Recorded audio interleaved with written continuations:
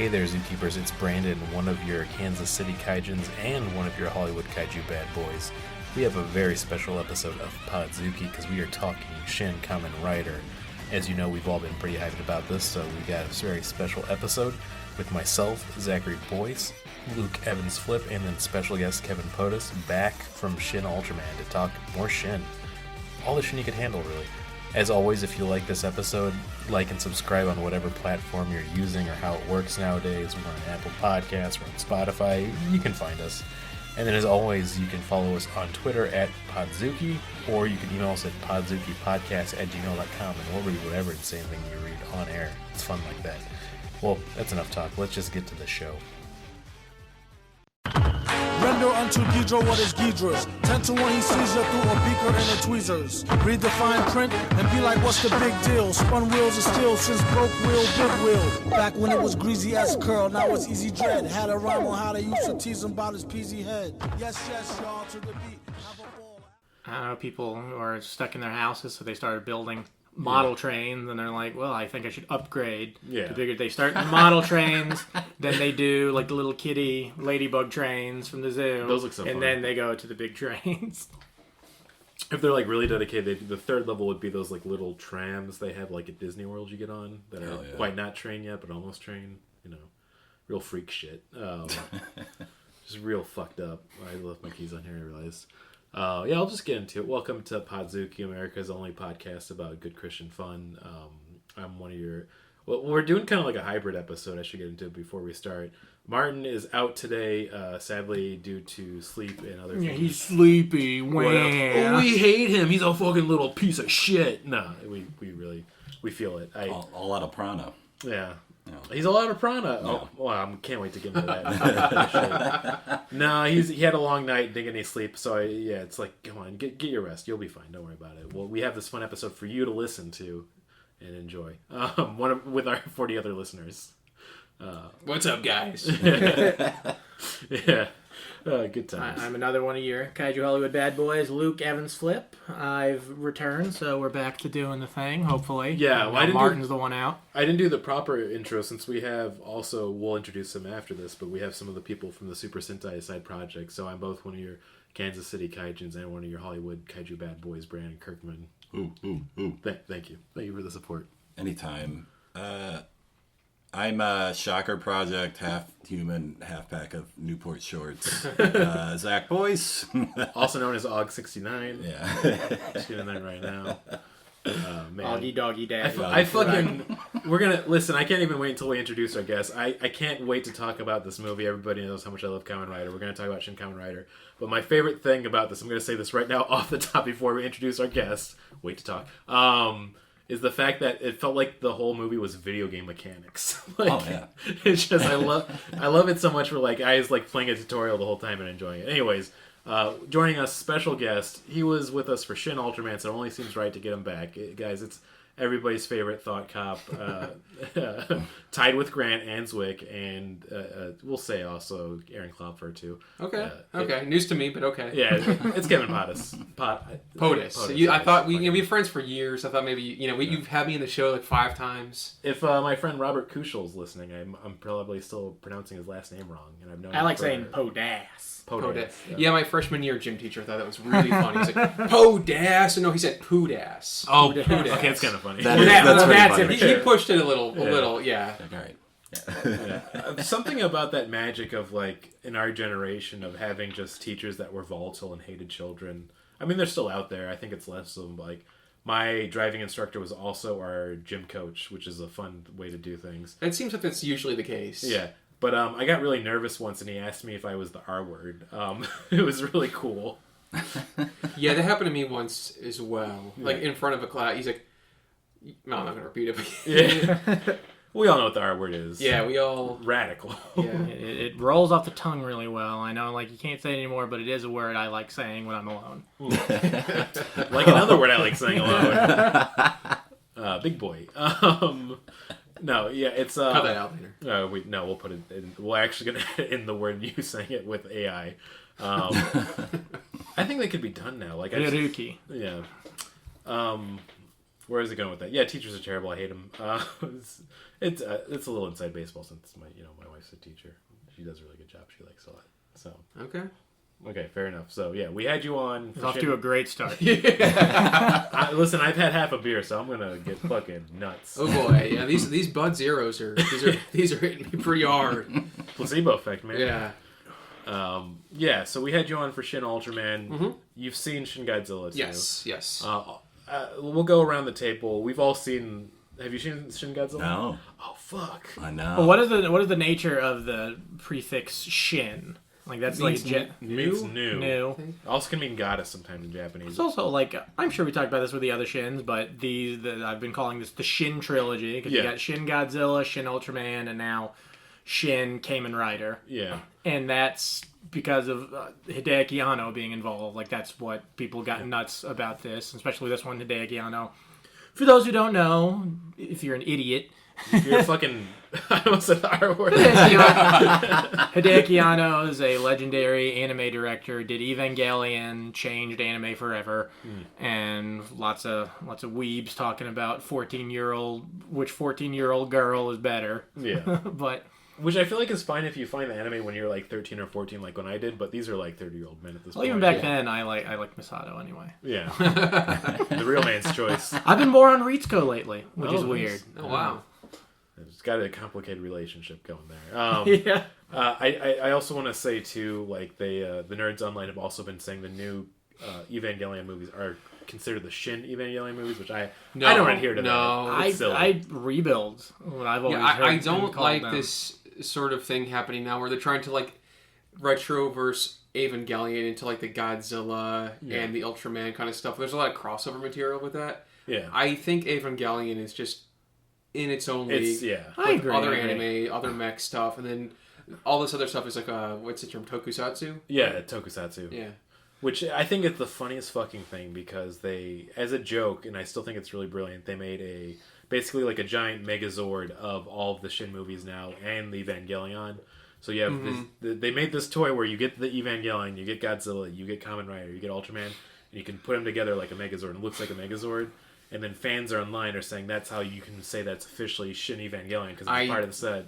I don't like that. It's fucking funny once again to hear 30 to 40-year-olds argue that this is part of it because there's a toy of it. Yeah, that's our word. Yeah. That is our word. That's our word. Shin. And I do have a really cool model. It's Godzilla, like a mech Godzilla, but he looks like Ava Unit 1. Yeah. That I have I on think my, that's on my cool. Blu-ray Yeah, player. that is That's cool. really cool. Yeah. I thought you were going to say when you put them all together, it makes your dad or something. Yeah. You're like, For a lot of people, makes your dad Yeah. cry. I mean, knowing Anno, it could be. It makes your dad pull a Laurence Olivier, like, I have no son! Oh man, this is a good time. It's a jazz singer reference. I'm also glad we're doing this episode because I sang in the group chat we've had a whole day to have online discourse about the movie, and guys, I gotta be honest, I'm pissed. Overall, I'm on Twitter, I'm also on Blue Sky, I'm on Mastodon, I'm a really cool guy. Where's that invite, man? I'm working on it. Get me out of there. I've been saying, Jake, give it to me. Yeah. I know he's not really we don't need to get into it, but for the most part, everybody seems to really like the movie after the premiere in America, which is cool. But I noticed something insane, which is like really huge fans of Tokusatsu or Kamen Rider saying like it either was bad or sucks shit. And then they keep saying things like, oh, the pacing, or all this weird techno babble, and it's just like, you sound so fucking stupid. Do you have any idea how R-word you sound right now? We can't stop now. I do like that the movie didn't waste my fucking time. It got right going. Like, they got like a lot of backstory that they get it right out of the way. This is what I want to talk about before we start into the summary, is like fans always think they're so smart, but you throw in one thing and you don't explain it, they get so confused like babies. Because a lot of the online thing, and we'll talk about this later in the episode, is like, they kept talking all this like technobabble about prana. Like, what the fuck is, like, it's just an allegory for a soul. It's so simple. It's right there. They're talking about their souls. Anyways, this is a good movie. I'm really excited to talk about this. Yeah, but yeah, it didn't waste my time, like what you just said did. Yeah. And then people talk about, like, the ones that I was saying complain about were also about, like, pacing issues. And, like, it did start off a little weirdly paced. But, like, once it, like, kicked into fucking gears, like, it went all the way. Well, is it all from the show Like the original 60s or 70s. They basically did like a combination of like the first 5 episodes and then a few later in the season, and then they did a lot of stuff from the manga too, which was kind of cool. So, Was there a manga first, or was it a show then a manga? it was a manga and show, I think, almost at the same time. I'd have to look that Okay. up, but I remember it was like done in tandem, and I forgot. Did that start the whole like doing a manga and a show They had in tandem with each other? They had a few anime series before that were like that, but why am I forgetting his name right now? Shitaro Ishinomoro. He was really famous for like doing the manga with the show at the time, because he also did that for Super Sentai and then Cyborg 09 when that was coming out too. All those he did a lot of pretty fucking good series. Sounds like he laid all of the groundwork. Like, My You favorite got thing- Osamu Tezuka first off, and then you got Shitaro Ishinomori slightly after. Yeah, exactly. That's about a good timeline, because Tezuka would have been like the 50s. My favorite thing about him is like his look and his persona for Ishinomori is like he just always has on aviator glasses, huge frizzy hair, almost like an afro, and just constantly smoking. Like, that's exactly what I imagined this guy would be. Like, 100%. I don't know, maybe like Japanese people don't get lung cancer or something, because I feel like all those guys smoked and they're all still friggin' alive. He lived to 2000 years old? Yeah, 2000 years old. Okay, cool. It was Pretty normal for a... He was an ancient sage, which I think was really cool. Yeah. The original name Lazarus. Yeah. He's got to dig that grave. You know, Nick Cave was talking about it. Anyways, it's a good music reference.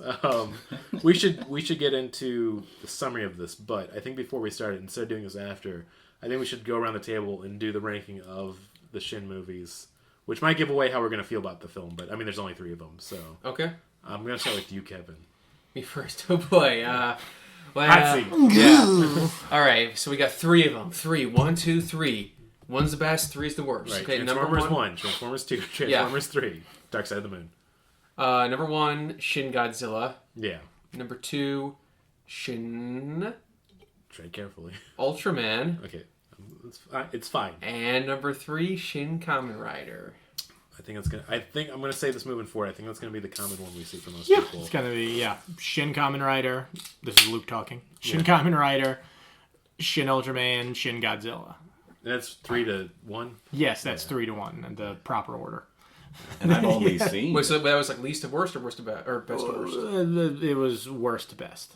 I feel like that's you end with the good. That's the way I think crap. it works. Yeah. It's Oh fine. crap! You said the number, so it's okay. Yeah. Yeah, real piece of shit move, man. Oh Just crap! Okay, well, real bad behavior.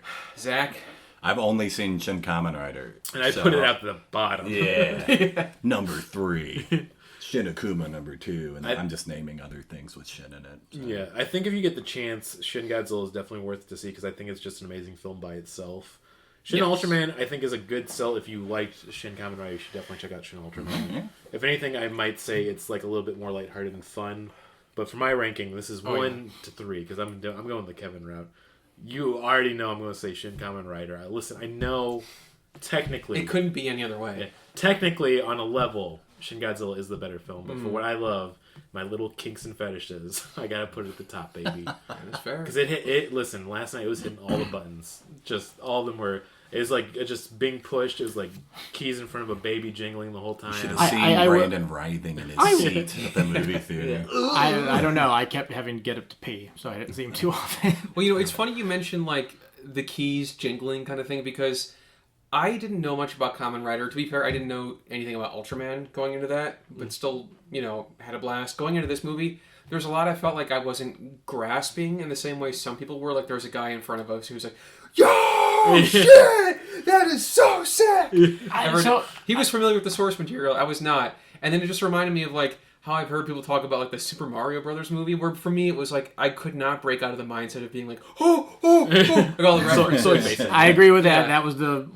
most enjoyment I got out of the Super Mario Bros. Movie, was just seeing stuff in the background, like, oh, he's playing Kid Icarus. That's kind of cool. Right, and people talked about the pacing in that movie being an issue, and I saw it, I'm like, I didn't pick up on that. But then I saw this movie, didn't know all the deep backstory stuff behind it, and I also thought it had pacing issues, personally. Yeah, no, it's perfectly I will fine. say, I think I'll I would allow have. it. I think I probably would have gotten more out of this movie if we didn't see it in the theater with a bunch of other people. Because a lot of times, like, people laughing at things that just aren't funny. That is something that happens so much. It's like We were talking about that before you got here. Yeah. And I feel like when you have a certain crowd which is we're going to say the anime crowd, you get a lot of neurodivergent people in a room. A bunch of R words. I've never seen more phones open with Discord in one room in my whole life. Which I mean, I think because to prove I'm on the spectrum or neurodivergent, I want to grab all those phones and be like, the movie's fucking playing. Come on, pay attention. It was. I will say this though, and I think I'm in agreement with Zach here. The guy in front of us was really fucking funny though. It was great. Like I love that when the second Kamen Rider comes, he was like, "Yo, it's number 2." It's like I think like sometimes the issue with that happening is like they have like one funny thing that happens, and then they kind of like see it as encouragement, and they continue to say, and then it's like to diminishing returns. Like there was one other guy like during the bat scientist segment, and then he goes like when they show the bat scientist, he goes like, Batman. Yeah. 0 laughs. Yeah, and then bombed. Not a peep out of him the rest of the movie. Which is what should happen, actually. Yeah, and the other guy was like, he kind of caught us all off guard. He's like, yo, he got the Adidas stripes. Yeah, we all laughed, and then he kind of decided, I'm going to say something about everything now. I feel like he had a decent batting average, but he could have been a little more quiet. But also, he wasn't more. He was making me laugh. I've had much worse, and I think we could. Shout out to the guy in front of us. You won me over by then. He's pretty funny. Also, we were talking like after the movie, like because he was like talking, he's like, "Yo, they got this," and we're like, he left by himself. I don't think he came with anybody. He was like sharing trivia. That makes me love him even more. He was sharing trivia with everybody around him. I should have talked to him. I got to talk about this before we get more. The longest we've been waiting to go into a summary for an episode. I think I got shafted by a fucking nerd. This is so brutal. I watched this happen. It was like I was murdered. A guy comes out and he's talking with his friends, and like I don't think I'm gonna interrupt, but I just have to say he's wearing a Kamen Rider Ghost shirt, which is one of the series from like the modern Kamen Riders. It's like not as much as well loved as the other ones because it had a lot of issues, but it has like a lot of heart, really cool suit designs, fight and choreography is great. So I go over there and I'm like, hey, it's a really cool shirt, and like I don't think he heard me. I'm like, hey, really like Kamen Rider Ghost? Like I heard you, and then I was just like.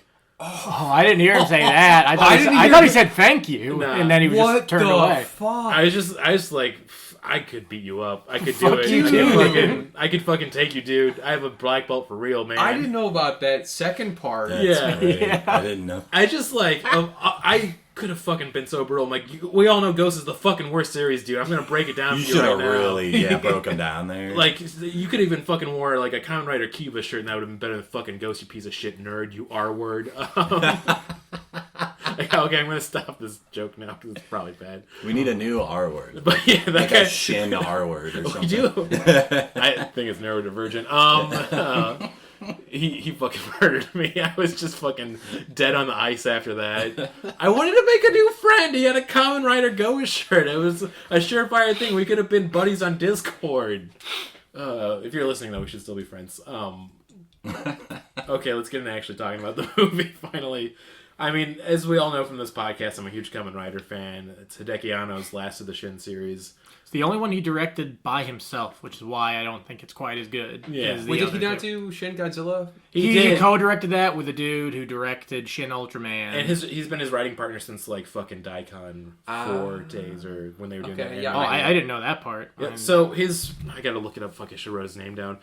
His friend is a famous tokusatsu director. He did all of the modern 90s Gamera movies, which were pretty well received. I saw that he did some Gameras. But this movie with Anno by himself directing, it sometimes reminded me of that movie Versus, which we did a movie. Love Versus. I know, we did a movie directed by that guy, didn't we? We just gotta fucking do Versus for the podcast. Love Also, Versus. it's also maybe because I'm saying that in a bad way. No, I think Versus looks like crap. Oh, it looks awful. Yeah. It's part of the and that's allure. the spirit of tokusatsu, though. It looks like complete shit, but it's so fun. Spoiler alert. Standing by. Hey, just wanted to let you know if you're trying to avoid spoilers, this is where we start talking about the plot heavily. If you want to hear our reviews, you can jump out to about 58 minutes and 5 seconds. It's about 58 minutes, so see you later. But especially that opening, like I said, the movie doesn't waste your time. It starts out, Hongo's already been broken out of Shocker. Right. And they're on the run from Shocker agents, but they're being chased by these two trucks that I guess are part of Shocker. They're trying to take Kamen Rider back. Yeah. But you can tell, like, they're moving so slow. Like, it's definitely one of those where, okay, we're going to shoot it slow because we can't shoot it fast so that we can actually do stuff, but they don't do anything to it to make it look like it's faster. And I guess they do quick cuts, but it's just very obvious how slow they're going Yeah. during this chase scene. Which I almost want to say it is a send up to Tokusatsu because that's what they have to do all the time. But also I think he was thinking he's more clever than he was with that. But it did look kind of cool. Yeah. I mean, I loved it when like they get knocked over and then Rurika, is that her name? Yeah, that's the one. When she's confronted by the Shocker agents and they're gonna take her in alive, and then Kamen Rider goes all Green Ranger on him, but he like the way I love that he punches them and he like punches through them and it's like blood splatters I know everywhere. it's one of the first scenes, but that's definitely like the highlight of the film. I think. Other Oh, than maybe for sure, yeah. Okay, I'll say Well, that maybe. the clone Kamen Rider fight later. That's fucking So dope, lit. too. That was great. Yeah. God, it was so ridiculous. We'll get there. How excited I'm about this movie and how much I enjoyed it is I want to get to another point about this movie to talk about right now, but we gotta keep going. So Well, there's times when he would do the thing, not so much in this first fight, but in the other fights where he would do it with the quick cuts, like how they did like Sentai and all those old shows, because like the people wouldn't learn extensive choreography. So like, okay, you can jump, right? We'll jump, then we'll cut, and you jump again. Yeah. And you just put that all together so it looks like action's happening that isn't. And he would do that a lot, which I think is more an homage than he actually needed to do that. Yeah. Though I did like it because sometimes when there were extended CGI bits, it didn't look great. no. I was not ready for all of that blood. Yeah. The first hit, I was like, I think he did a really Yeah. great job of it's not overly gory, but it has enough impact and visceral like tone to it where you're like, oh Jesus Christ! I could have liked a bit more gore if they were going to go that way. 'Cause Yeah. Yeah, I was kind of like surprised how that happened, and they kind of pulled away from that. It was. I think it's really interesting. I don't know if it's like an actual commentary, unlike it, or how he decided, but like they would actually show if you looked really closely, like some people's heads were like caved in, Yeah. but then he'd cut away from stepping it on so people's quick. heads Yeah. and like, little side note, I didn't know that. I don't know if it was Seven Samurai or something.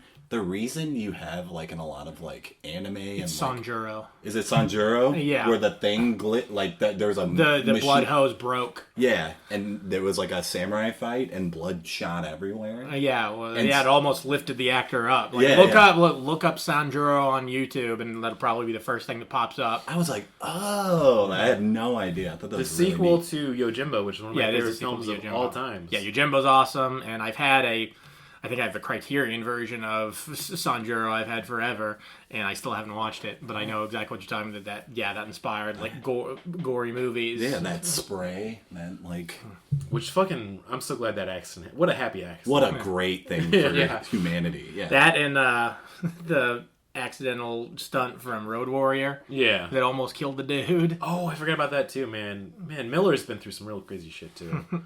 It's funny that you have that guy and he does Happy Feet as well. I can never get over that. Well, I think when he was in this subject, but when I think he did Fury Road to be like, there, see, I can still do it. Now Yeah. shut the fuck up. Yeah. I'm gonna do Babe 3. Yeah, which will probably be great. Yeah. Babe 3, 2. Fury Babe Road. 2, better than Babe. Great. That's a great subtitle. Babe 3, better than Babe 1. This is going way back to the director and the writer he was working with, who's the other tokusatsu guy. I know is Shinji Higuchi. Yeah, he's pretty great. I really did like him as a director for Ultraman or Shin Ultraman. Was he the inspiration for the little boy from Yeah, Neon Genesis Evangelion? I think no joke. I think he did use his name when they were writing partners. They just needed a name for him, so they just took his name and Okay, used it for okay. Shinji. Yeah, I watched a YouTube video about it, so I'm sure it's true. Yeah. I love content creators and YouTube guys because you will have those whole videos, and whenever you watch them, if you're like me, even for tokusatsu stuff, whatever, they're saying like, yeah, that's gotta be true. I'm not gonna Yeah, check it. yeah. Oh. There are links in the description. I'm not going to click on them, but Yeah. they are there. He wouldn't put them there if they were fake. Yeah, I should go over that. So we got into the director of the writers of this too. Hideki Anno also was the only writer on this, which I thought's interesting. I gotta say this. Hideki Anno is like me. He fucking loves Kamen Rider. Yeah. It's if you've read that manga his wife does about them, it's discussed a lot. You can see a lot of references in his work, but the actors we had too, the main character Takashi Hongo, who's our Kamen Rider, was Sosuke Ikimatsu. I think he was an amazing actor. he killed the performance. Yeah, Yeah, I know it's like a modern trope, but he was doing the whole PTSD main hero having a hard time dealing with it. But like, there's so many scenes where he'd just be like visibly shaking, but like really convincing. Like, this guy's fucked up. Well, there were a few times when he was shaking, and you shake maybe a bit too much, where it Yeah. looked like I wonder if it was just cold that day. Yeah. Like he's just having to like shaking from that, but Yeah. because it was more so like he's like just shivering, where it Yeah. just doesn't look natural. But yeah, he did a good job. He's got a good look about him. Yeah, the second Kamen Rider number 2, was played by Tatsuki Emoto. What a charismatic guy. Total He was hunk. great. Yeah. He was great, yeah. I don't Babe, think he complete babe. needed to Total. be in this movie, but I guess they're probably not going to do another one. So Yeah, probably for the best they did it. Though they've been in talks, and even Anno said that he does want to do a sequel to Ultraman or Shin Ultraman because he didn't get to direct it because of how things lined up, but also he had an idea for a sequel to it because the series that came after Ultraman was Ultra 7. That's his favorite series. Once again, this is why I'm on this episode, for all this fucking nerd trivia. Also, to get back to the Kamen Rider number 2, it's because in the original series there was a number 2. What happened Because is in the post-credit scene, I knew that because in the post-credit scene they show the Yeah. two Kamen Riders fighting. on episode 14, the guy who played the original Takashi Hongo, I got to look up his name again, but he was also the stuntman and the suit double for Kamen Rider because that's how he came up in the industry, which wasn't too standard, but that would happen a lot. And there was a stunt where he had to jump off a motorcycle, and he landed wrong and he broke both of his feet, like clean off from like what you're supposed to be doing. Jeez. So he had to go to the hospital and get that all cured. And that's when they had the second Kamen Rider 2 come in on episode 15 because of that, which was Ichimonji, which is what the number 2 guy is basically in the movie. I think it's really funny. He came back after he healed because of the season was going so long. I got to look up who played Takashi Hongo originally. But he both came back and wanted to play the role. And they're like, yeah, of course it's yours. You can come back and we'll have 2 writers. But he's also like, and also I want to do the stunt work. And they like had to literally like fight him to not do the stunt work anymore. Like, if you're going to be the main actor, listen, you did a great job, buddy, but we don't need you to break both your legs Was the again. dude who was the second Kamen Rider, when he was working for the dude who broke his feet, was he playing Hongo or was he playing the other dude? Yeah, he's playing the other guy. They just brought a new guy in, which was smart on them. Okay. So, which was Ichimonji in the original series too. And that the original actor of Hongo was Hiroshi Fujioka. I was gonna say they did have other Hongos, right? Yeah, Other they've people had a play few. Hongos. Over the years, they've done like some reiterations and stuff like Okay. that. So, but that's a fun little trivia why they got 2 of them. We'll get I just back. heard the term original Hongo before, so I was like, so there have been others, right? Sounds like a really good porn name. Original Hongo. Just swinging some big Hongo around. Getting back to the plot, yeah, like you said, they get right into it. They don't waste any time in this movie. They have the spider cyborg, which they call him Augs in this, which is kind of a fun term. But like he both shows up and he's like just an exposition machine. Like, oh, you're fully restored. I can see you're using your prana now. You're so strong with your prana. Here's your game tutorial about how to use your prana correctly. Like, Yeah, he was. I was gonna say he's like the tutorial boss. Yeah, Yeah. The professor or the spider guy? Because the professor says a lot about yeah, the prana. professor does too. When he shows up, basically, like they get away from the spider guy after he pulps everybody up in a really cool scene, and they're kind of like doing a lot of exposition where like they're meeting up with Ruriko and then also her dad, which is Professor Midio Orikawa. And he kind of explains all this stuff. And it is like, once again, it feels like a video game. It's like, you must get your prana levels up if you want to have the proper strength to take on these other cyborgs. And here's how you use your belt, and also it'll make you do these cool things where your face turns into like a weird grasshopper thing.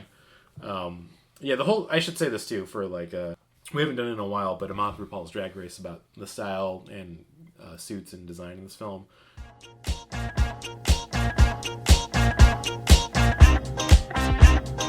Moth through Paul's Drag Race.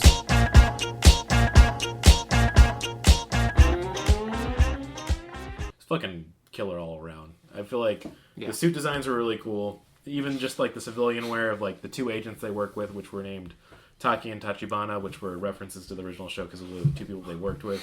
I like that they had that very simple like G-Man look to them. But even like Ruriko's And like black outfit, suits. yeah, Great drip all drip around. all around. Yeah. I love that they gave them little trench coats with the scarves. Yeah. I mean, it's just Yeah, it's a fucking very cool. iconic look. You can't change that. Yeah, and jumping ahead too, when they get to the Wasp cyborg, who's like an old friend of Ruriko's, the whole thing and like it's over stylized, but it really reminded me of like Kill Bill for her outfits and her gang. Yeah, I could see that. That whole sequence, yeah. That's the only part where like that whole bit goes on a little too quick because I liked all that. There's finally like a little pathos with Rurika because she was also she was a little off sometimes. Like mostly she was very like stoic, And I liked that, but then later on she wasn't quite so stoic, but just kind of didn't really feel natural. They're just like, okay, she needs to not be like this in this scene. So I feel like it was kind of like, it was that build up like, oh, she's gonna get killed off or something, of like they want to make her a little bit more soft before she goes, so you feel for her character. And yeah, they could have had the Wasp Og be like the final big Og, because they had Butterfly Og, which is was her brother. Yeah. Which I didn't realize earlier that he, when the cyborg K was talking to like Screensaver, that was supposed to be her brother in the cocoon. Yeah. Oh, I didn't pick up on that. I was like, what happened to the Zordon guy? Well, I thought it was because later when they're doing the exposition, they're talking about an AI. I thought there was like an AI, like the Supreme Intelligence from Marvel Comics, that led the entire group. But that's actually K, which is confusing. Well, yeah, because they talk about like we're designed to bring about the most happiness for humans, so it's like one of those things, okay, humans can't be happy, so we'll kill all of them, and that'll bring people happiness. It's like a Final Fantasy villain. Absolutely. Yeah. I wish I did kind of like that spin for him, so I think he did a good job as the final boss, the brother. The white scarf. The white scarf was a really cool touch. His whole outfit and all that was he looks fucking cool. It's really cool. I mean, you know what? There's no other way to put it. You hit the nail on the head. Big Sephiroth energy all over that guy. But yeah, they don't explain much. They just keep going in this film, but I kind of like that because I think it's an art that people don't realize. But if you do technobabble in a show like this, or like let's say like the Star Trek series, you just have to keep going with it, and you don't stop to explain it because if you do, you'll realize how stupid it sounds. Yeah, I didn't want the movie to be 3 hours, but I think it maybe could have benefited from a bit more. I don't know. Because, you don't want to put anything in there and then have it be boring and have exposition bits that just drive you crazy. But it's also, I could use some more pathos. Yeah. Because I felt like you had that with the Waspog and Riorika, but then, like, oh, she has a brother now? Yeah. That she's been kind of mentioned, but you don't really see him until he's butterflied. And he only exists in the technobabble of, like, my brother's going to emerge from his cocoon soon. You're like, what the fuck does that mean? Yeah. And like, literally, it's like a butterfly. So they're only half siblings. Yeah.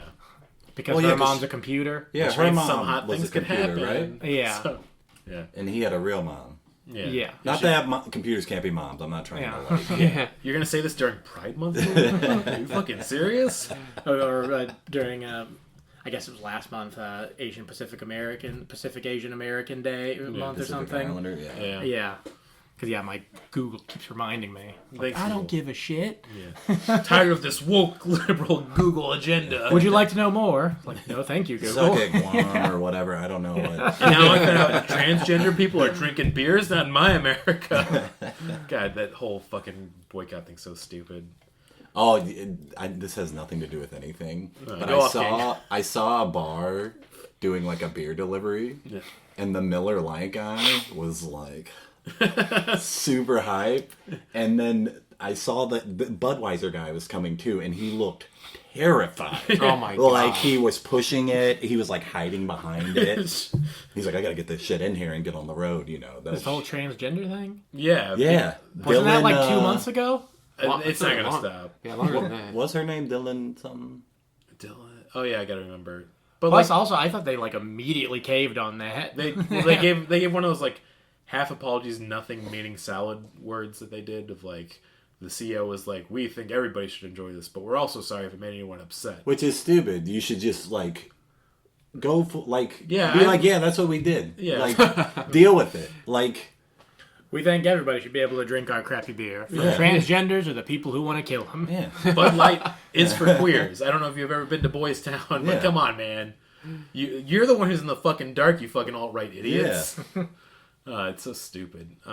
It's that thing of like, I remember people making a comparison of like when left boycotts happen, it's like being peaceful and then getting shit on. But if it's like an alt-right boycott like they do with Bud Light, it's just like calling bomb threats and killing people all the time.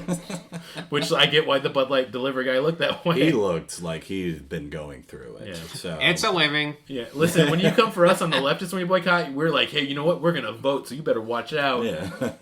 Think about what you're saying, because we're going to vote really hard. By mail, you know. And the people we vote for aren't going to do what we want, so think about that.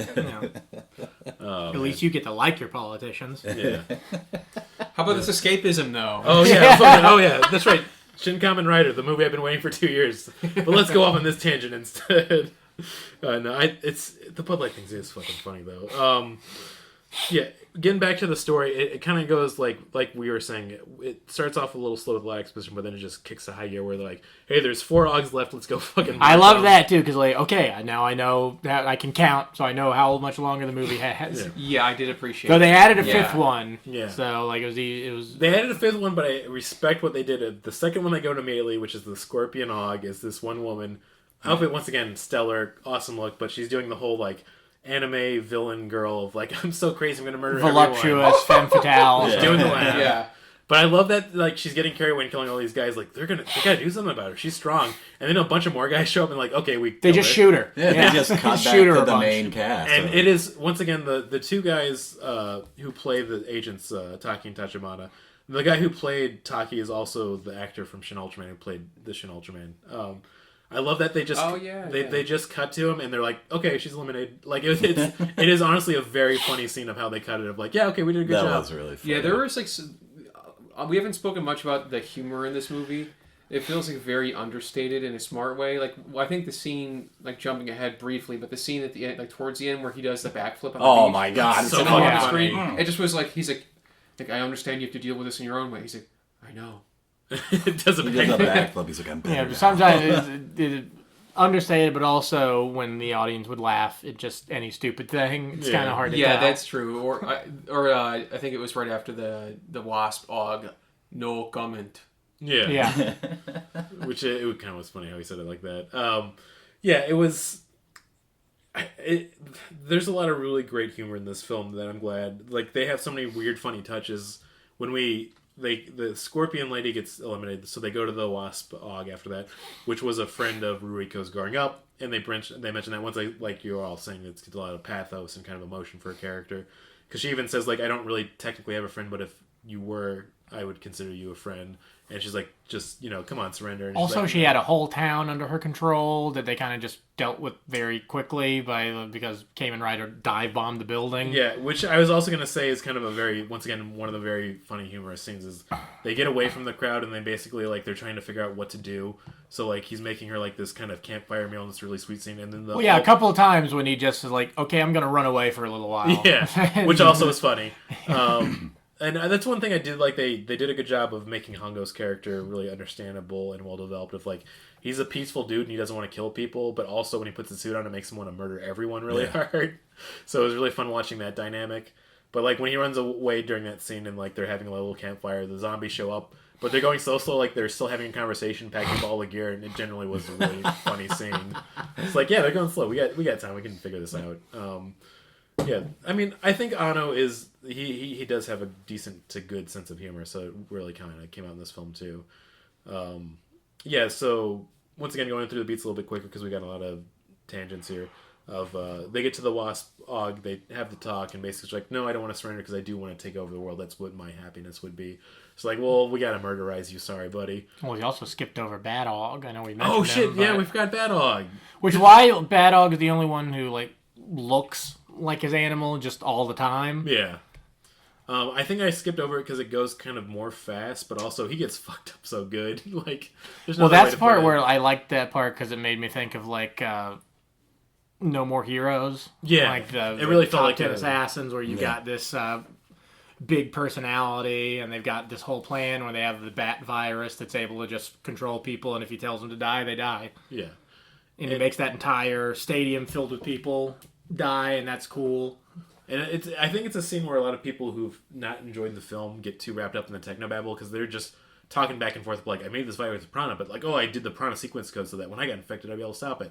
And you know what? I think that's great. It's stupid. It's just like, it's basically like listening to kids at a preschool say like, well, if you have a gun, I have a giant bazooka that kills your gun. Exactly. And it's like, yeah, that's exactly what it has to be. Yeah. I mean, it was a 60s children's show. So yeah. Just like, oh, yeah, I technobabbled your technobabble. But he realizes that his virus I recombobulated the bleeps and the bloops. Yeah, that's basically the exact conversation. And when he realizes this, he's like, okay, well, I have to get out of here. And then Rico, I think to the credit of the character, just pulls out a shotgun and shoots off one of his wings. So he's like trying to get away. He's like, well, I'm flying too high where you can't get me. And then his bike just turns into a jet bike, and then he kicks the shit out of him. I mean, very quick. That's why I skipped over because I forgot about how fast it went, but also kind of great overall for that whole scene. He also kicks him so hard that his like whole shoe's just covered in blood for a scene, which is pretty cool. Oh, that was a good shot. Yeah, when he's standing there and you see the one like bloody footprint. Yeah, there's a second of him just like looking down at it too. Yeah. Well, that was like the only time when it was one of the big bads where there was some blood afterwards. Yeah. And I think it was also because they definitely were portraying Bat-Og as like pathetic. Yeah. He works with test tubes and beakers. Or maybe they used the entire blood budget for that first fight. Yeah. Well, another There's fun, so much. another fun detail we kind of skipped over is that when anyone who's part of the Shocker organization dies, they turn into like this weird sud that just goes off into the like the wind or the ground afterwards. Which is from the show. It's a good nod because they had such a weird thing where there was some episodes where he would kick him to death, they would like turn into suds like that. And sometimes they just explode. So I guess Anno's like, we're doing the suds. Well, the flying sidekick was always his finisher. Yeah. Was from the theme song, jump. Yeah. Kick. Yeah. Which I'm glad they did. I mean, all in the mind. All the times he did the Kamen Rider kick as well as number 2, it was pretty dope in this movie. They did really good shots of that. Oh, they were like, if you knew nothing about him, you'd know that was a thing from the show because they really wanted you to see it. Yeah. They did a good job with that. Okay, so getting back to the Wasp Bog, they also were introducing, like, in the background when they were talking to the Cocoon Butterfly brother, they also show you that there's another Kamen Rider now that they've brainwashed, and then they're just talking about, like, oh, what are we going to do? It's like, oh, don't worry, we'll figure this out. And then they get back to the Wasp fight, like I was saying. Once again, they get into more of, like, the pathos of Hongo, where it's like he realizes he's going to kill the Wasp friend, so he stops himself. The 2 government agents show up and they kill her because they're like, well, if you don't do it, we're going to have to take care of it. And once again, this is more just about the characters. It all goes kind of fast. And I will admit, like, once again, with the pacing, I feel like this is when it kind of, like, hit a bump. But after this, it kind of got back on track afterwards. Well, yeah, they shot her with a bullet that had the Scorpion Og's venom in it. Yeah. And I think, like you said, this movie doesn't waste your time. So anytime there's exposition or a throwaway line, it comes up later. Like, all of the Chekhov's gun in this movie fire off. Because they also mentioned briefly, like, oh, well, we can't send in the Kamen Rider for this because the venom actually does kill other Ogs. So they make a bullet out of it. And, like, yeah, I feel like decent writing to good writing. And in serialized show fashion, they never do that plan again. Yeah. You think they just have, like, a whole army with those Yeah. bullets. Yeah. We get into more stuff about them explaining prana, and then it's like I said, it's just any energy from Yeah. it. It's like key from Dragon Ball Z. I mean, once again, Chakra. Final Fantasy VII, Yeah. it's Mako energy, or how to pronounce that. It's supposed to be an allegory for a soul, basically. They finally kind of get through all of that, and then we get to the whole introduction of all of the what was it again? The chameleon fucking mantis cyborg. Yeah, he's a 3-part guy Yeah. thing. But it really mostly is Chameleon, which he has that invisibility cloak that right before the fight starts, he throws it away after he stabs. I thought for sure we're gonna get like an invisible fight. Because it would be cool, like if he's like popping in and out, like that's how if he were like a boss in a video game, that would be the difficult part. Like he'd go invisible, and they're like, he always gets me at this part. All the fights do feel like No More Hero fights where they're really cool and they build up to it. Once again, we went over it a little bit quicker, but the Wasp fight's really cool because she moves at like this really quick speed. That was a sick sword fight. It It was a little like incomprehensible. Well, I at liked first. also how she's fighting him with her number 2, the dude in the yellow suit. Yeah. Which is he's cool. Like I'd like to, if it had been longer, I would have liked to see more of the Wasp woman and her stuff because I thought she was the coolest one. Like honestly, like the butterfly guy was he was all right, but we'll get to it. Yeah, we'll get to that. But yeah, that fight's really cool. And then they get into, like I said, it goes kind of quick for the chameleon fight because this is when also Kamen Rider number 2 shows up. Well, yeah, they'd already been fighting. Yeah. And it's when Ryurika wrote some kind of code, because she's a computer woman, that she's able to put into Kamen Rider 2's brain to set him free, so he's not under brainwashing and control. Like, what is it? They say they do something to brainwash you, like they make give all you your your happiest thought or something. Yeah, all of your despair turns into happiness. Turn all your bad feelings into good feelings. And like I've seen the movie Brain Candy. You don't need to do this plot line again. Come on. We all loved it. Everybody's favorite sketch comedy film. Yeah, I think only like 10 people saw it. But yeah, they basically write that. Once again, I'm kind of jumping all over the place because before this happens, they have a meeting with her brother to announce like, "Hey, I'm going to take everyone's souls and like let them go to heaven. You know, I'm going to kill off humanity. No big deal." She's like, "No, don't do that." And he's like, "Well, we want to." And then it's like, "Okay, well, we're going to leave now." What they call it, the habitat. Yeah, they call it habitat. Well, and it's bad, right? The habitat's bad. Yeah, she basically explains really quickly. It's like if you just desoul everyone, they're basically put into like this purgatory. They can't escape. So yeah, it sounds bad. It's convincing enough that it doesn't sound like a good thing. So they basically have that where number 2 goes to fight them, and then Chameleon shows up.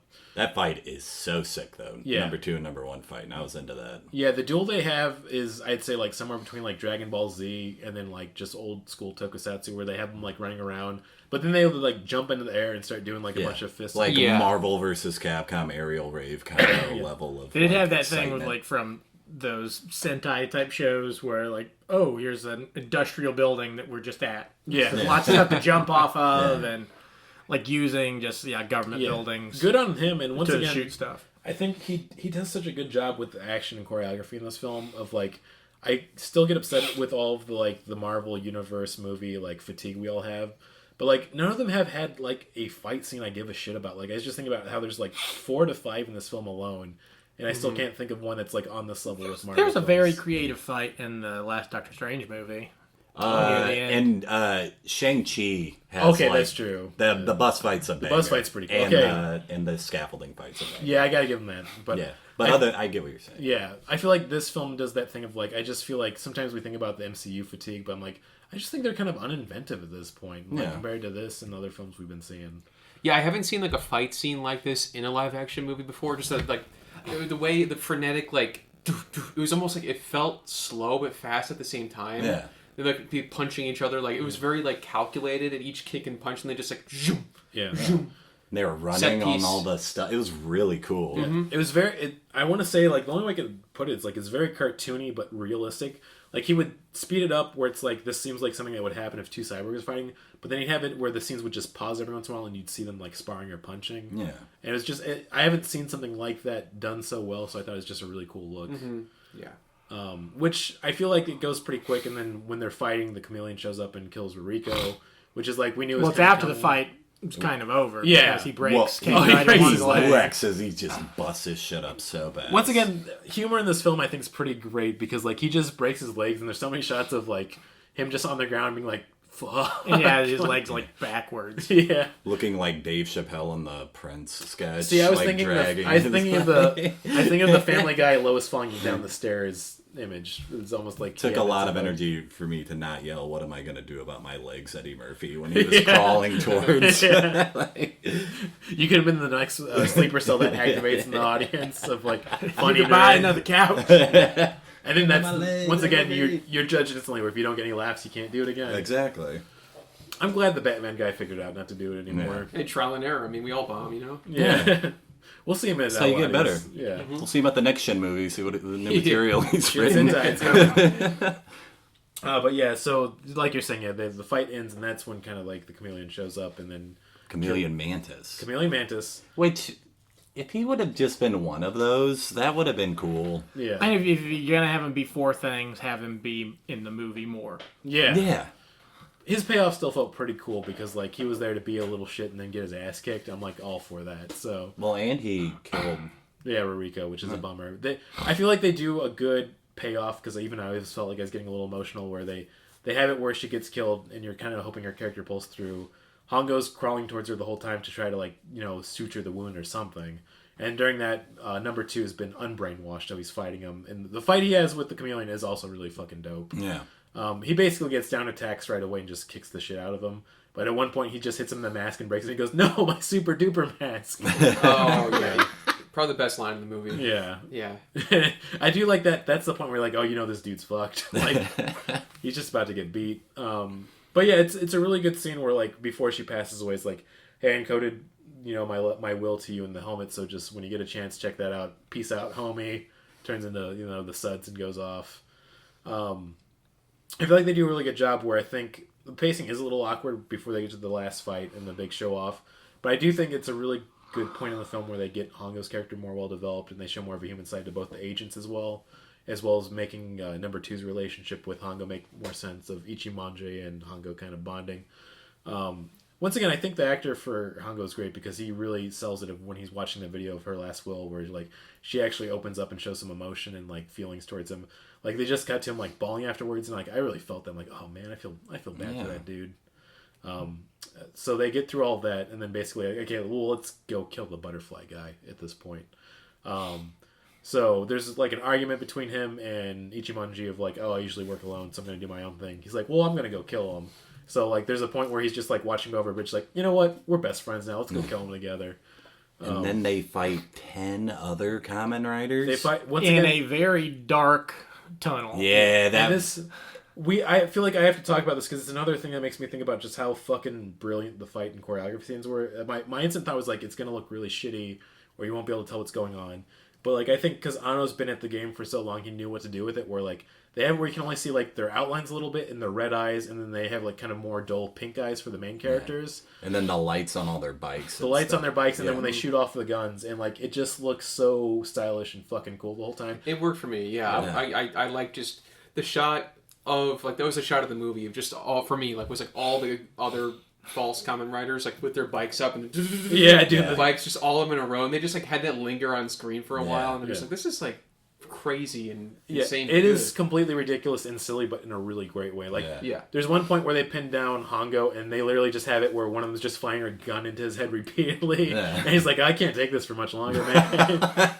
And then that's when, of course, Ichimonji shows up, and then they kick the shit out of all of them. All around, just a great fight scene. Yeah. It was alright. I thought a little hard to see. Yeah, but I'm clearly I like outvoted that. here. But I also get that critique from people. I mean, definitely you want to do like a stylized thing like that, but I think it could have been done better. Yeah, maybe juxtaposed with all the other kind of action in the movie where it's very visibly seen. In the day. It felt almost like in a movie when like they make it dark because like this doesn't look very good, so let's just I think it's definitely harder to see. I think they realized that either the budget or knowing like how the CGI industry in Japan isn't quite up to par with others. Though it looks better than the end of the final fight. Yeah. Which, oh man. Really I don't know if that was supposed to be a joke or we'll get to it. Go ahead. I think for sure it was intentional, which we can kind of jump to now. They clear out the clones, and that fight I really like a lot, but they finally get to the brother, and they like, he has a talk with him like, your sister really doesn't want you to do this, and he's like, that's too late, I'm going to do this anyways. So it's like, okay, let's fucking fight. Before they start it, he has like this machine that's collecting prana slowly so that he can wipe out humanity. They summon their bikes to go into it and explode it so that he doesn't have the resource anymore. And then it's like, it's the last fight at this point, which is... Yeah, pretty clear. Yeah. I think we might all have different feelings on this, but like, I think I really liked it a lot because it starts off where he's almost like moving like a modern dance kind of approach of like, he's doing all these really huge... ballet. Yeah. These huge exaggerated moves, but he has like this like force that's going behind it, which I thought was pretty fucking dope. But they do it where when it connects with like the riders when he's punching them, you can really see the force and like blood shooting out of their mouth. So, yeah. It's Through the helmet. And that was okay. And yeah, it was cool at first, but then like it's supposed to be them getting tired, and then they're just fighting like if one of us got into a fight with somebody, where you're just kind of like just like grabbing at each other. And I think that was like 100% intentional on Anno's part, because the whole conversation I really liked this was, I think it was a subtext of like, you know, why don't you let me do this? You have to realize like the absurdity of humanity and just real life. And I'm like, oh, it's like the fight they're having right now. Yeah. Like, it's just really absurd that they're And doing it this. just comes a bit too quick, especially with how powerful he was earlier on in the fight, and there's like no sound in it. Yeah. Which also bothered me. It just looks strange. I mean, that's why I thought it was intentional, because... I definitely think it was intentional. I don't think it was an accident. Yeah. I'm just saying it doesn't work. Strange decision. Yeah. And that reminds me of a Doctor Strange decision. Very hard decision. No. What was the strange decision he made? Something about fucking Peter Parker and I don't know, history. Okay. I still don't quite know what happened in that last No Way Home film. It was good though. I liked it a lot. Anyways, back to the movie. Oh, real quick. You know what? The two Kamen Riders kind of reminds me of that movie a little bit. Oh yeah. Yeah. There could be like a whole fucking multiverse. Oh yeah, they hit the pose too at the same. That was they did the pose. That got me hyped too. Yeah, that's exactly. Because the whole time I was like, "What is this reminding me of?" Like it's like paying homage to something else. Like it's like, oh yes, the multiple Spider-Man thing. Yeah. Yeah, that's the whole thing. I feel like it's that influence of the multiverse has been like everywhere, to the point where like Kamen Rider's been around a lot, so now they're doing like a ton of crossover movies and like multiverse stuff with it too. It's also, this is off subject, but it's like before the movie, and I think this is a Japanese thing where like they'll have like little short trailers for parts of the movie before you see the movie. Yeah. Which I've seen in like anime VHS tapes and crap that I have. They do crap like that, and like, but I'm about to watch the movie. Why are you doing this? I know, like there was like I didn't know there was going to be 2 Kamen Riders in the movie until like so I got there first and the movie started at 7. And then the Fathom Events logo appeared on screen. And it was like a countdown for 30 minutes. Everybody's like, what the fuck? And we just sat there for 30 minutes as they played the trailers for the movie we were about to see over and over. Yeah, it's like the same like 10 clips. Then they would go through it. Then they would. I didn't know. Yeah, and it was like some stuff in the end of the movie too. I was like, what? And because I thought I didn't know anything, and I was like, oh, are there gonna be multiple movies? And it's like, oh no, that's like the whole. Yeah. That's the whole movie. I think once I started to realize that during the movie when we were watching, and I'm like, oh no. Yeah. Well, I was almost starting to think like, so is this movie like a sequel to a series that they just ended or something? But Yeah. Confusing. Shout out to Fathom Events for doing a shit. Is that why you guys were talking about The God's Not Dead? It's gonna be a. They do like specifically they do anime and stuff like tokusatsu like this film. Then they also do like opera and music concerts, and they do Christian films a lot too. So Yeah. Which why they had that really that weird trailer of like the cosplayers with like, and we love Christian films. It's probably like Then why are you dressed like Satan? You know what I mean? Pride Month, demon. Think about it. Oh man. probably stuff like that. They were the ones who did like riff tracks, multicast. Yeah, and they do stuff, those too. too. Yeah. Mm-hmm. Yeah. But we getting back to the last fight. They basically Hongo tires him out, but he knows like, okay, this is probably gonna like cost me my life. So like he hits his belt, so he's losing all of his energy too. And then number 2 comes in like does a pretty dope headbutt. An epic headbutt. Because they have to get his helmet off of him. Yeah. And so he just headbutts him until both their helmets break. Yeah, and I mean once again this technobabble that was glossed over very quickly in the film, but they say that basically like once it's off, you won't be able to retain his prana and he'll pass away. What they should have done with the fight, make it like the fight from They Live. Yeah, Where that it's just dude- very on the desperate. I felt that way. Dude, I thought of that fight during that movie, like during that scene in the movie. I was like, this reminds me of like They Live. Yeah. It wouldn't be funny if he did pair a pair of sunglasses on his face after he broke the helmet. Oh, and the reason he headbutted him was because during the fight, the butterfly guy broke Kamen Rider number 2's both of his arms. Yeah, Yeah. He like really wrecked his shit. yeah. Once again, a testament to how great that actor is that he, number 2, he's really funny and silly the whole film, but I like that after they got their ass beat the first round, he's just like, whoa, this really hurts. Like, whoa, this sucks. Oh, man. Yeah, he was a treat. So yeah, it cost Tongo his life, but also he kills off the butterfly. There's this whole, once again, technobabble about his helmet retaining the soul of Ruriko, but then she's like, well, you can join us, and he's like, there's not enough room for us, so I bid you adieu. It was still touching. Yeah, I was though. confused with that because the brother was able to go inside the helmet, but the helmet should have contained Kamen Rider 1 and Ryuruki and the brother. And like I said, hey, you can't do that. 3's a crowd. Yeah. Simple as that. Roll of 3s. Yeah. I mean, that one's not really explained, but it's fun. Yeah, I was just a little confused by that. Like, it's a fucking computer. I don't know. Well, she said she only put her will in the helmet, right? Yeah, okay, I guess it's true. So maybe it's only a one soul system. Yeah. But yeah, they finish it off where he's passed away as well as the brother, so now it's just number 2. They do like a kind of a nice rumination of it afterwards of like, oh, I'm kind of alone, and the agents show up and like, hey, do you want us to help us? And it's like, sure, whatever, and it turns into kind of like a buddy cop movie at that point. They restore his helmet, and then basically you find out Hongo's inside of it, so it's kind of like a nice send-off at the end And he of gets it. that new outfit. The new outfit looks dope. But it's also like the outfit at the end of the movie is what the original outfit looks more like. Like they use of the greener helmet with the black bodysuit and all that. Yeah, and that's Shin Kamen Rider, baby. And I feel like for the rating system for this, we'll just get right to it. 5 out of 5 rider kicks. Keep it simple. Okay. I mean, I'm sorry. I'm gonna go first. It's nostalgia talk, and I love this series from when I was a kid when they had Masked Rider after Power Rangers, and it was a real shitty, bad adaptation. Oh, the one we did? Yeah. Oh. But I still really liked it, so I've been a fan for a while. This had all the notes, especially as a lifelong fan watching the more recent series. Oh, another thing we forgot to talk about. They never really did anything with it past one joke.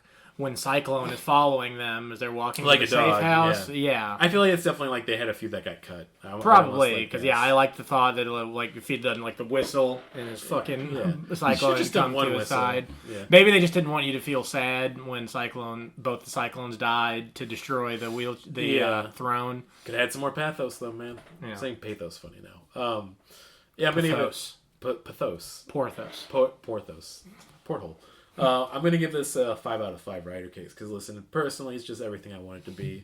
I was really happy. Are there issues outside of the film technically from what I feel?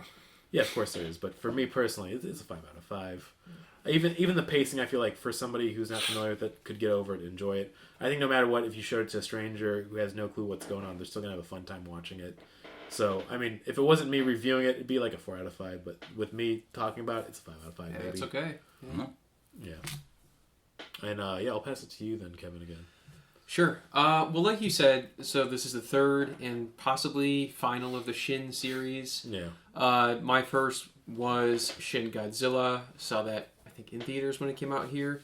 Yeah. And it blew me away. It felt like a movie. It felt more of a movie than a lot of other Godzilla stuff I'd seen. It felt like more maybe palpable to a mainstream audience as well. Yeah. And I felt the same with Ultraman. I knew nothing about Ultraman going into it. I was like, Ultraman's fucking awesome. Yeah. You know? So I went into this movie with very high hopes because I really, really Like my like. favorite song. Yeah, I know. But let's, trigger warning. Mayor Pete, if you're listening to this, try again. Next Also a time. huge fan of Podzooky, so. Yeah, him and Ano used to listen to. They listen together sometimes. Yeah, yeah. They do the 2 earbud. Yeah, they're on the bus. They got the 2 earbuds. Yeah, it's like, let's go crash a train again.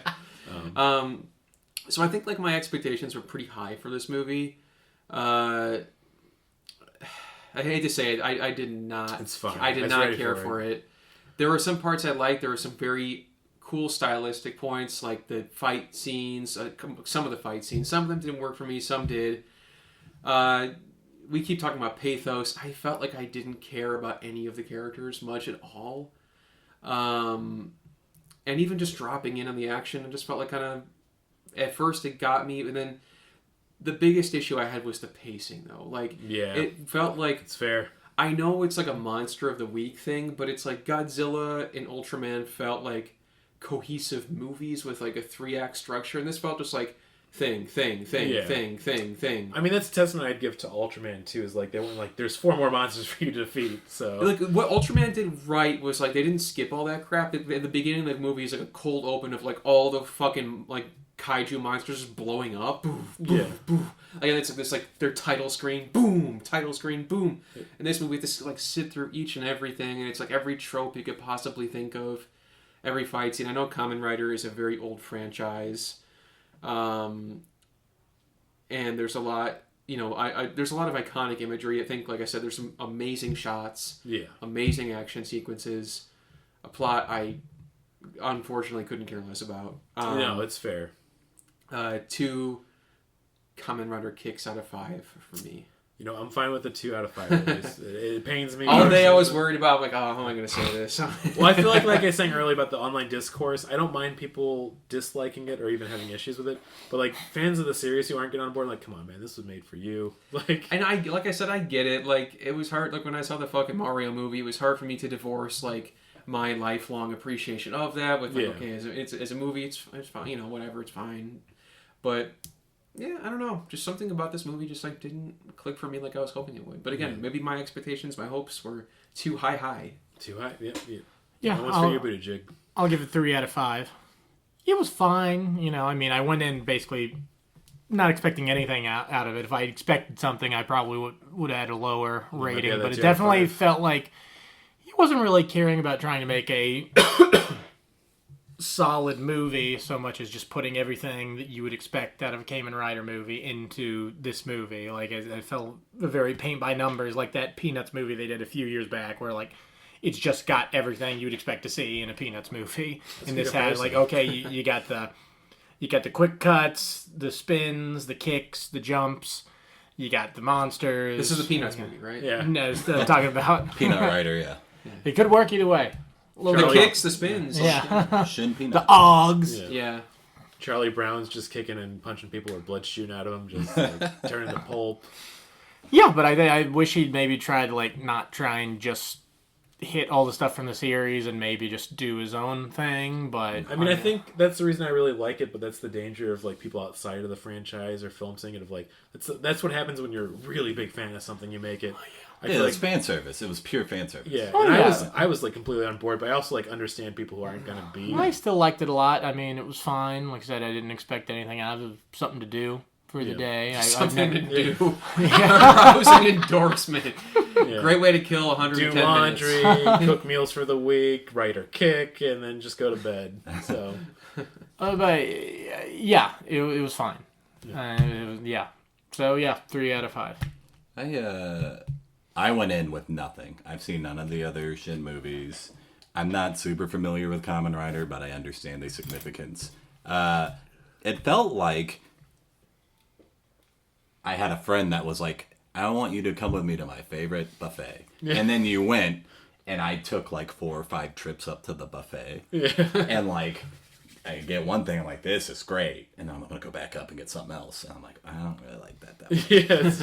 But then I think more often than not, I thoroughly enjoyed the pieces that were presented to me, even if they had the order, like the pacing and the structure and the order. It had a bunch of stuff in it that I'm just a total dork for, and I enjoyed it. I'll give it 4 out of 5 Rider Cakes. I needed that, by the way. Yeah. I feel like this is the perfect like quadrant of like how people are gonna enjoy this film. It's going to be anywhere from like a 2 out of 5 to 5 out of 5, depending on what your mind is going. Large range. I think it's like a testament, once again, like you said, your critiques are correct, I think, for both of you, like the pacing, the plot, not giving a shit.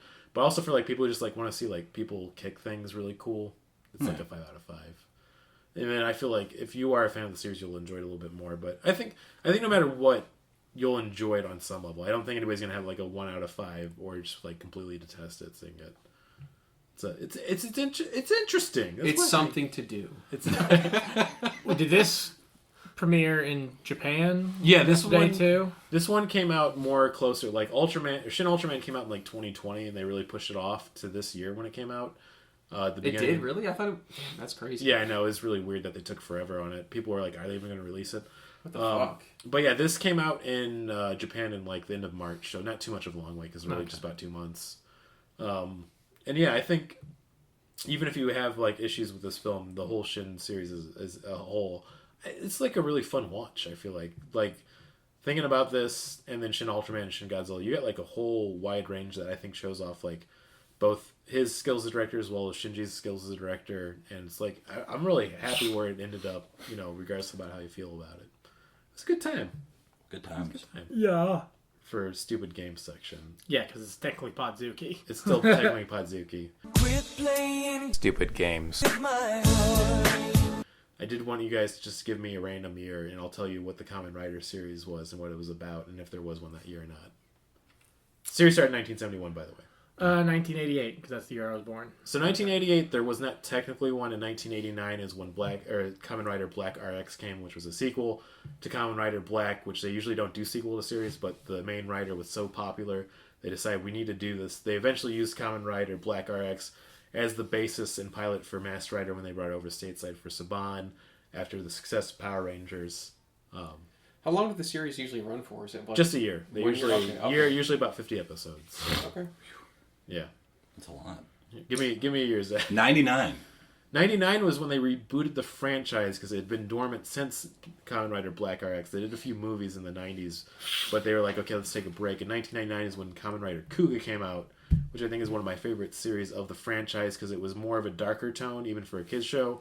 I would say it's as gory as Shin Kamen Rider, and it's also more of a procedural where he's working with these police to figure out these strange murder mysteries that are happening. It actually feels more like if you made an X-Files show and it was a tokusatsu show at the same Like time. Law and Order Special Writing It is, Unit. and it's like they're trying to figure out these really weird, bizarre, and horrifying murders. And eventually, Kamen Rider Kuga shows up and kicks the shit out of them. But the characters are really well done, and it's got a really dark tone, but it's like well earned, not just like being gritty for gritty's sake. Interesting. I always recommend that one to people. It's also free streaming on Shout Factory TV if you want to watch it. All right, give me a year then, Kevin. 2015. 2015, that would have been Kamen Rider. It's between Ghost when that came out or Kamen Rider Drive. Maybe I might be off on that one though. I just looked up Kamen Rider Ghost release date because I want to hear you talk about it. Okay, I was right about Ghost. Okay. Yeah. Kamen Rider Ghost has a lot of issues. It was directed by a new guy to the franchise. It's really inconsistent and really poorly written. Shitty fans. fans Rude that I fucking hate. fans. I couldn't beat Even the though shit their out of shirts are cool. The shirt was cool, too. It was a cool design. You could have been my friend. I'm glad you tested me, though. I was right. Yeah. Speaking of shirts, there's one dude when I first got there who was like right before they get to the ticket taker. He was putting on a Kamen Rider jersey that looked so cheap. Like, it looked like it was made out of plastic, like would easily rip. Like one of the gym class kind of things, you mean? Yeah, something like that. Like, just like the cheapest looking thing ever. And also, he was putting it on, like, before the ticket taker. Like, you couldn't have worn that here? Like, I don't know what it... I just thought it was a very cheap Putting it on in shirt. the theater Yeah. was, a move. Yeah. It's like if you're embarrassed that you're going to have to wear it to the theater, but you get caught doing it in the theater, that's the worst, man. Like, I wrote about that in my journal last night. So, I just brought it up here. I was just lying in bed thinking, like, nice shirt, man, come on. Could have just said, like, thanks. That's all. That's all I needed. Yeah, I heard you. He really ghosted you. Am I okay? There we go. There it is. I think it's the perfect end for this episode, other than getting into our recommendations and plugs.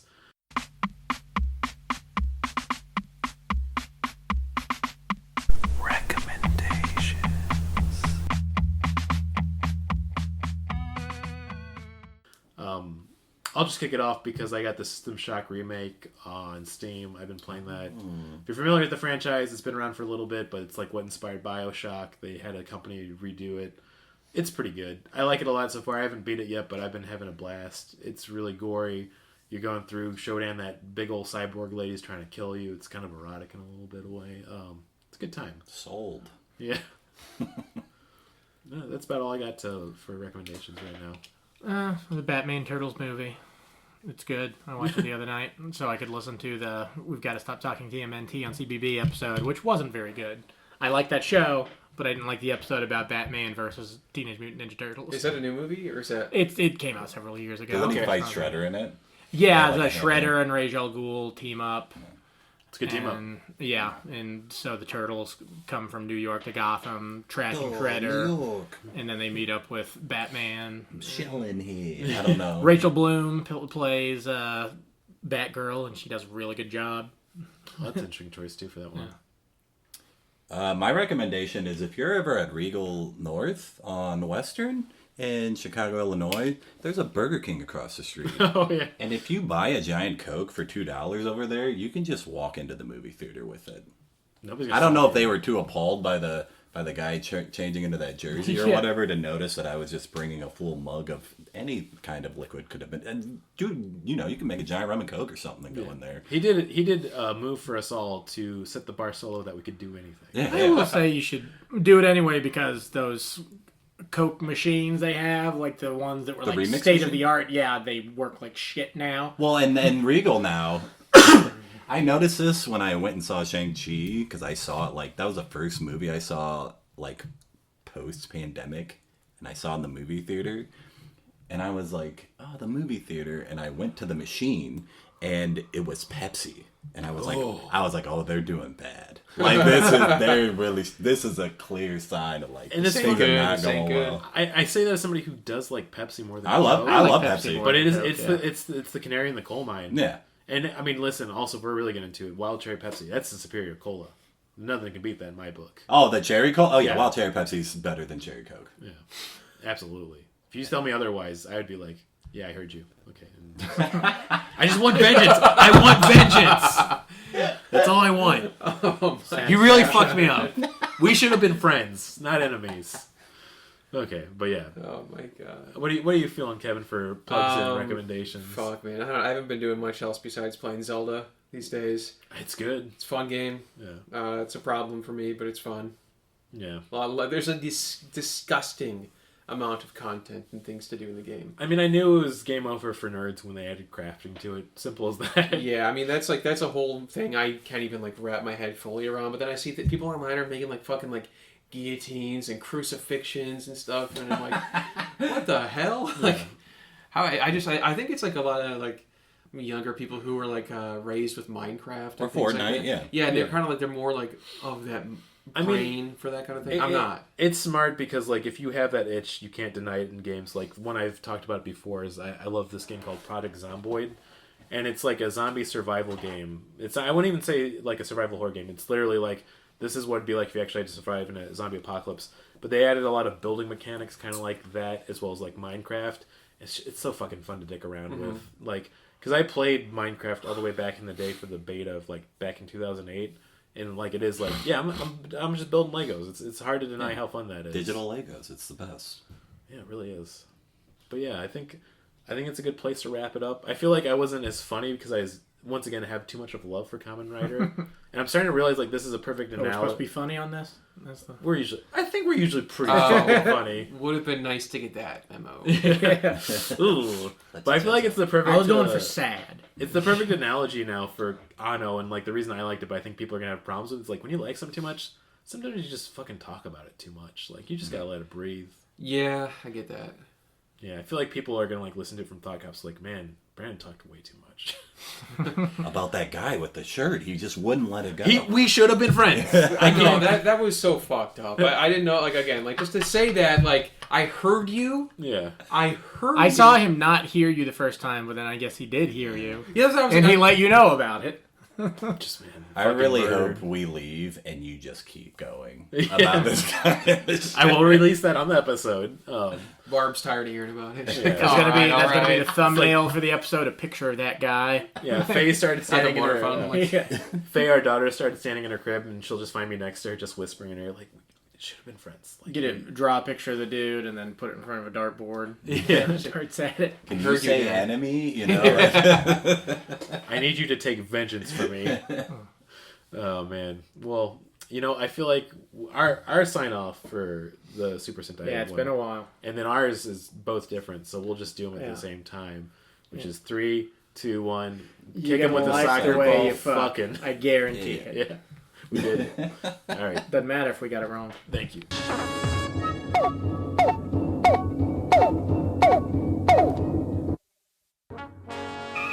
We regret that you have not yet complied with our order. This show has been brought to you by Machine Culture.